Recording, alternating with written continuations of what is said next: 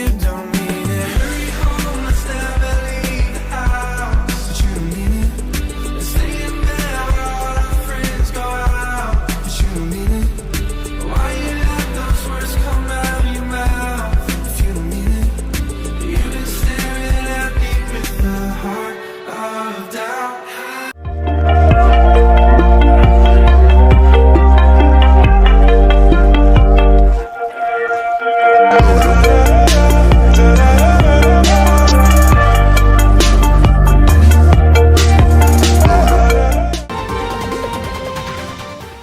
Kalimantan Timur memiliki hutan tropis yang kaya akan keanekaragaman hayati dan berperan penting dalam penyerapan karbon untuk mitigasi perubahan iklim.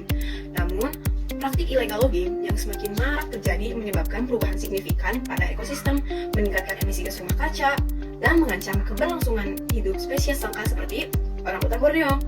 Kerusakan hutan ini juga memperburuk bencana alam seperti banjir dan tanah longsor, serta mengancam mata pencaharian penduduk sekitar yang berorientasi pada hutan. Keberlanjutan hutan Kalimantan Timur sangat penting untuk menjaga keseimbangan dan mendukung ekonomi masyarakat sekitar. Upaya pengelolaan hutan yang berkelanjutan melibatkan pemerintah, masyarakat, serta sektor swasta diperlukan untuk mencegah kerusakan lebih lanjut. Penguatan kebijakan, penegakan hukum, dan implementasi prinsip keberlanjutan dalam industri menjadi kunci untuk memastikan kelestarian hutan dan sumber daya alam bagi generasi mendatang. Berdasarkan latar belakang yang saya jelaskan tadi, sebenarnya bagaimana sih kondisi ideal hutan versus kondisi hutan terkini? Hutan yang ideal harus memiliki keanekaragaman spesies yang tinggi, baik dari segi struktur maupun komposisi. Ini mencakup berbagai jenis pohon dan tumbuhan yang mendukung ekosistem yang sehat dan berfungsi dengan baik. Keterlibatan masyarakat lokal dalam pengelolaan hutan sangatlah penting. Kondisi ideal untuk keberlanjutan hutan melibatkan tutupan hutan yang cukup, keseimbangan fungsi lingkungan, serta pemulihan area yang terdegradasi. Dengan memenuhi kondisi-kondisi tersebut, kita dapat memastikan bahwa hutan tetap berfungsi sebagai sumber daya vital bagi manusia dan lingkungan. Setiap wilayah sebaiknya memiliki tutupan hutan lebih dari 30% untuk mengurangi risiko kerusakan lingkungan dan bencana hidrometeorologi. Hutan yang ideal juga memiliki keanekaragaman spesies yang tinggi, baik dari segi struktur maupun komposisi. Lalu, bagaimana sih sebenarnya keadaan hutan saat ini? Keadaan hutan saat ini berbanding terbalik dengan keadaan hutan yang seharusnya. Tingginya tingkat kerusakan sumber daya hutan terjadi di hampir seluruh wilayah.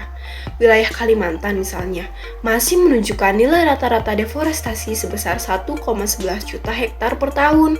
Bercermin dari potret keadaan hutan Indonesia, deforestasi tahun 2017 sampai 2021 dengan nilai rata-rata 2,54 juta hektar per tahun.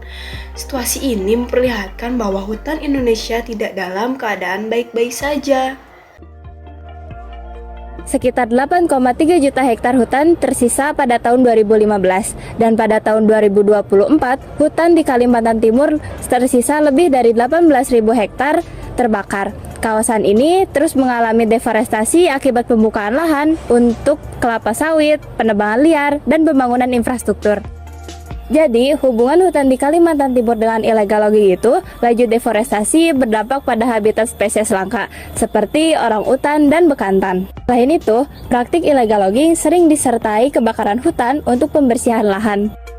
Apa sih faktor pendorong illegal logging itu? Yang pertama, insentif ekonomi, yang kedua, penegakan hukum yang lemah, dan yang ketiga, konflik penggunaan lahan. Illegal logging merupakan faktor utama yang meningkatkan angka deforestasi global, sehingga berdampak signifikan pada bidang ekologis, sosial, dan ekonomi. Dampak ekologis yang dirasakan adalah kerusakan ekosistem, ancaman pada keberadaan spesies langka, gangguan pada keseimbangan ekologis, dan perubahan iklim. Illegal logging juga berdampak serius pada bidang sosial karena memicu konflik dengan masyarakat lokal yang bergantung pada hutan untuk mata pencaharian, dan ketidakjelasan hak atas tanah memperburuk ketegangan.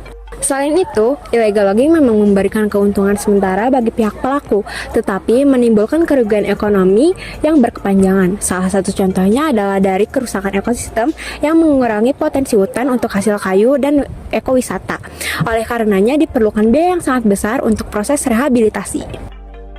Nah, upaya yang dapat dilakukan untuk menunjang program keberlanjutan hutan adalah dengan menguatkan kebijakan dan menegakkan hukum, serta melaksanakan reboisasi dan restorasi lahan kritis. Beberapa cara untuk menangani kasus illegal logging untuk menyelamatkan keberadaan hutan di Kalimantan Timur yaitu 1. Penegakan hukum yang tegas dan transparan. Penegakan hukum ini melibatkan operasi rutin. 2. Restorasi dan konservasi hutan, seperti melakukan penghijauan di kawasan yang rusak akibat dari illegal logging, dan mempertegas kawasan batas hutan lindung. 3. Insentif ekonomi dan kebijakan hijau, mendorong industri keberlanjutan hutan dan mengalokasikan dana-dana untuk proyek-proyek pelestarian hutan.